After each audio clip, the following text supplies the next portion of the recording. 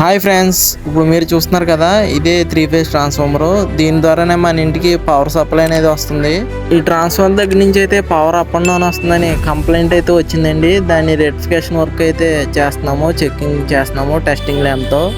మన ట్రాన్స్ఫార్మర్లో కంప్లైంట్ లేదా లైన్లో కంప్లైంట్ అనేది తెలుసుకోవడానికి అయితే ఇక్కడ ట్రాన్స్ఫార్మర్ దగ్గర అయితే టెస్టింగ్ ల్యాంప్ అయితే యూజ్ చేసి ట్రాన్స్ఫార్మర్ అయితే చెక్ చేస్తున్నాము. ముందుగా అయితే మనం 60 వాట్స్ బల్బు హోల్డర్ అనేది తీసుకోవాలి. ట్రాన్స్ఫార్మర్ ముందుగా అయితే న్యూట్రల్ అనేది కనెక్ట్ చేసుకోవాలి. న్యూట్రల్ కనెక్ట్ చేసుకున్న తర్వాత 3 ఫేజ్ అనేది చెక్ చేయాలి టెస్టింగ్ ల్యాంప్తో. ఇక్కడ సెక్షన్ ఫీజ్ కట్అవర్స్ దగ్గర అయితే టెస్టింగ్ ల్యాంప్ వేసి టెస్ట్ చేసుకోవాలి. ఫీజ్ న్యూట్రల్ అయితే టెస్ట్ చేసుకోవాలి టెస్టింగ్ ల్యాంప్తో. ఇక్కడ ట్రాన్స్ఫార్మర్ ఎల్టీ సైడ్ అయితే టెస్టింగ్ ల్యాంప్తో అయితే టెస్ట్ చేస్తున్నాము 3 ఫేజ్ని పర్ఫెక్ట్గా ఉందా లేదని.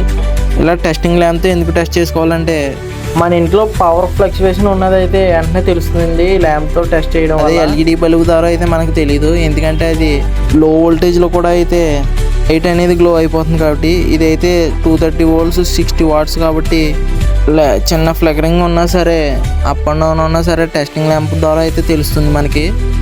కొన్నిసార్లు ట్రాన్స్ఫార్మర్ దగ్గర కాకుండా లైన్లో కూడా అనేది జంపర్లు అనేవి లూజ్ అయిపోవడం వల్ల లైట్ కూడా ఫ్లికరింగ్ అవ్వే అవకాశం ఉంటుంది మన ఇంట్లో లైట్స్. ఇక్కడ ట్రాన్స్ఫార్మర్ దగ్గర అయితే 3 ఫేజ్ అయితే టెస్ట్ చేసాము. ఇక్కడ 3 ఫేజ్ అనేది బాగానే ఉంది. ట్రాన్స్ఫార్మర్ దగ్గర పవర్ సప్లై బాగుందో లేదో ఈ విధంగా టెస్టింగ్ ల్యాంప్తో అయితే తెలుసుకోవచ్చు. మరిన్ని JLM ఎలక్ట్రికల్ వీడియోస్ గురించి ఛానల్ అయితే సబ్స్క్రైబ్ అయితే చేసుకోండి.